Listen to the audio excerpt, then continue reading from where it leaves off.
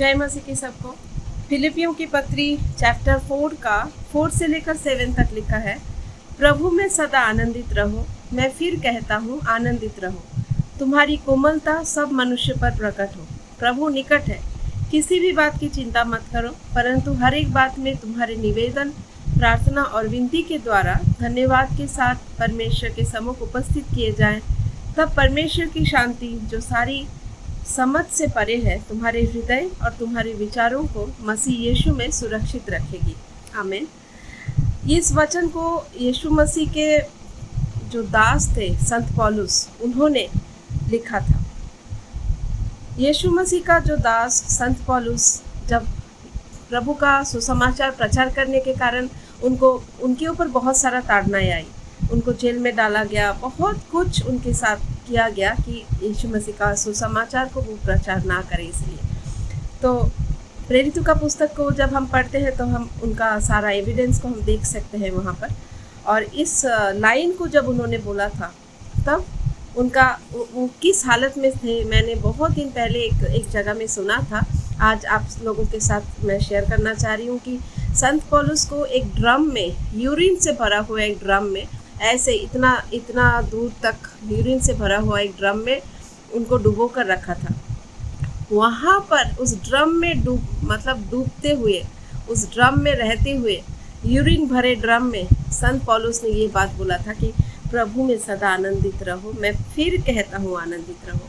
इस बात से हमें बहुत ही ज़्यादा इंस्पिरेशन मिलता है कि इस सिचुएशन में भी अगर उन्होंने इस बात को बोल पाए, वो इस बात को, संत पौलुस ने इस बात को बोले, तो हमारे जीवन में यीशु मसीह का प्रचार करने के कारण, सुसमाचार को बोलने के कारण अगर कुछ भी होता है, तो इसलिए और हमारे जीवन में अगर ऐसा भी कुछ होता है कि आप बहुत प्रॉब्लम में हो, क्राइसिस में हो, तो भी इस बात के लिए आप धन्यवादी होना चाहिए हम लोगों को कि प्रभु ने हमको चुना है, प्रभु का प्रेम हमको प्रकट किया है, प्रभु ने हमारे लिए अपना जीवन दिया है, हमें अपने प्यार भरे दो बाहें फैला कर प्रभु ने हमको बुलाया है अपने पास। परमेश्वर ने हमसे इतना प्रेम किया। और यहाँ पर यह भी लिखा है, किसी भी बात की चिंता मत करो, परंतु हर एक बात में तुम्हारे निवेदन, प्रार्थना और विनती के द्वारा धन्यवाद के साथ परमेश्वर के सम्मुख उपस्थित किए जाए। तो चाहे कैसी भी परिस्थिति क्यों ना हो प्रियो, किसी भी बात के लिए हमें चिंता नहीं करना चाहिए। हमें हर एक बात के लिए प्रभु के लिए धन्यवादी बनकर रहना चाहिए, उनको धन्यवाद देना चाहिए। तो परमेश्वर का जो शांति, जो समझ से परे है, हमारे हृदय में, हमारे हृदय को सुरक्षित रखेगी मसीह यीशु में। तो इस वचन से परमेश्वर आप सबको आशीषित करे। और चाहे हम लोग कैसी भी परिस्थिति में क्यों ना हो, हमें प्रभु ने सिखाया है आनंद से रहने के लिए। और आनंद परमेश्वर के पवित्र आत्मा का एक फल भी है, क्योंकि पवित्र आत्मा का जो 9 फल है, उनमें से आनंद एक फल है। प्रेम, आनंद, शांति, धीरज, कृपा, भलाई, विश्वास, नम्रता, संयम।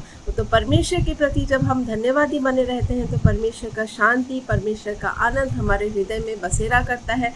और हम परमेश्वर के नाम से सच में हर एक परिस्थिति में आनंदित होना, आनंदित रहना सीख जाते हैं।